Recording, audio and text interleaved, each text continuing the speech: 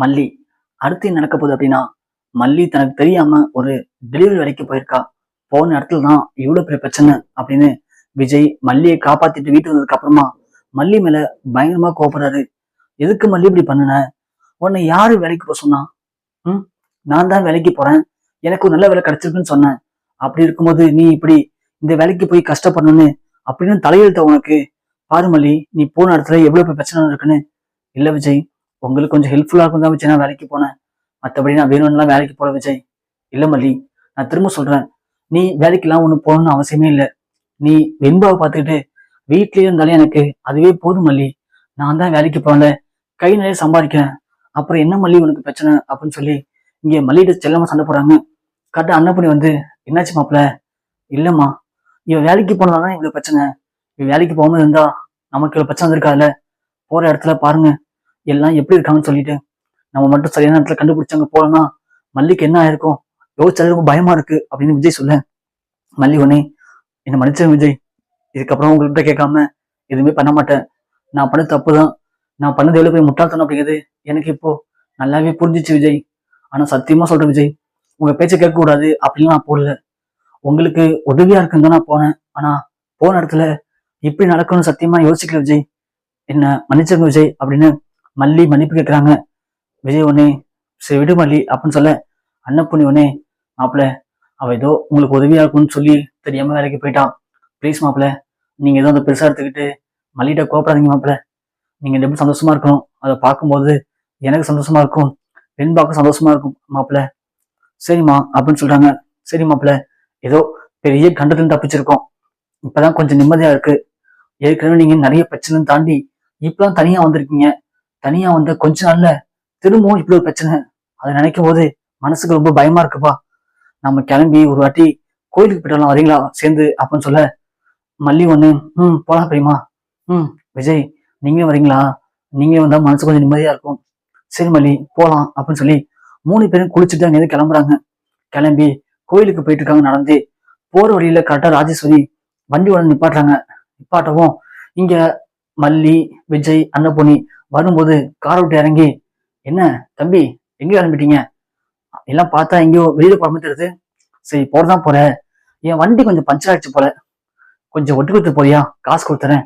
Mechanic தம்பி உங்களை தான் அப்படின்னு ராஜேஸ்வரி கிண்டல் பண்றாங்க. விஜய்க்கு என்ன பண்ணுன்னு தெரியல. இவ வேற சும்மா தேவை பிரச்சனை பண்றாளே அப்படின்னு அமைதியா நிக்கிறாரு. மல்லி ஒண்ணே, ஏய் ராஜேஸ்வரி, என்ன உங்ககிட்ட பணம் இருக்குன்னு திமிர்ல பேசுறியா?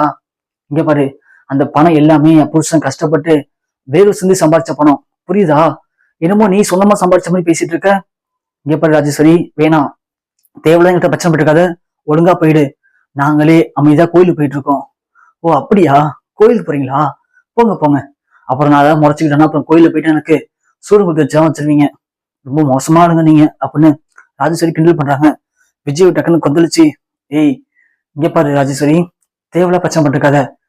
மல்லிய யாரு கடத்திட்டு போய் அங்க வச்சிருந்தான்னு எனக்கு தெரியாது நினைச்சியா? அந்த ஓனர் எல்லாமே சொல்லிட்டான்.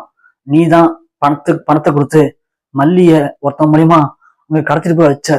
அது எல்லாமே எனக்கு தெரியும். இருந்தாலும் நான் அமைதியா போயிட்டு இருக்கேன்.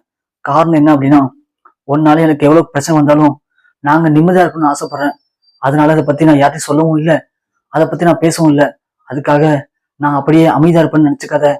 வேணா ராஜேஸ்வரி, என்கிட்ட பிரச்சனை பண்ணனா அப்புறம் நீ பயங்கரமா ஃபீல் பண்ற மாதிரி இருக்கும். அன்னப்படி உடனே, என்னம்மா பண்ண சொல்றீங்க? அப்போ மல்லி காண போறதுக்கு காரணம் இப்பதானா?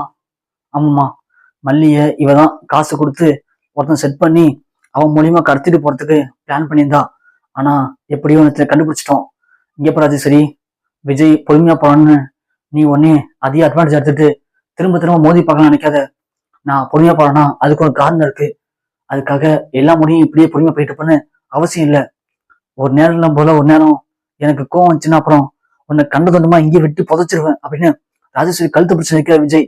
உடனே மல்லி ராஜேஸ்வரி அண்ணன் பொண்ணியும், விஜய் விடுங்க விஜய் விடுங்க விஜய் அப்படின்னு கத்துறாங்க. இங்க ராஜேஸ்வரி கழுத்து நெருக்க நெருக்க அப்படியே கண்ணெல்லாம் மேல போகுது. அண்ணன் போய் உடனே, மாப்பிள்ள விடுங்க மாப்பிள்ள, ஏதோ ஆயிட போகுது மாப்பிள்ள, விடுங்க மாப்பிள்ள அப்படின்னு சொல்லி தடுத்து நிப்பாட்டுறாங்க. ராஜேஸ்வரி உடனே, என்ன விஜய், அக்கா மேல உனக்கு இவ்வளவு கோவமா அப்படின்னு கேட்க, சி வாய மூடு. யாருக்கு யாரா அக்கா? நீ எனக்கு அக்காவா? நீ ஃபர்ஸ்ட் மனுஷியே கிடையாது. நீ முதல்ல மனுஷியா மாறு, அப்புறமா எனக்கு அக்காவா மாறலாம். சி கோயிலுக்கு போன இடத்துல இப்படி கல்சரியை பார்த்தா மனசுக்கு எப்படி நிம்மதி இருக்கும், வாங்க போலாம் போல இங்கேருந்து அப்படின்னு விஜய் மல்லி அன்னபூர்ணி அழைச்சிட்டு அங்கேருந்து போறாரு. ராஜு உடனே போடா போ, இவ்வளவு பட்டதுக்கு அப்புறமும் உனக்கு இன்னும் கோவம் போடல, கோவப்பட்டுட்டல, என் கழுத்தை புடிச்சிட்டல, நீ என்ன கதிக்கு ஆளாக போன மட்டும் பாரு, பொறுத்து பாரு விஜய், இந்த ராஜுடைய ஆட்டத்தை நீ பார்க்கதான் போற. இதுக்கப்புறம் நீ வாழ்க்கையில ஒவ்வொரு நாளும் ஏன்டா ராஜியை பகைச்சுக்கிட்டோம் அப்படின்னு நீ கதறணும், பார்க்கதான் போற ராஜியோட ஆட்டத்தை அப்படின்னு ராஜேஸ்வரி அங்கிருந்து ரொம்ப கோவமா கிளம்பி போறாங்க.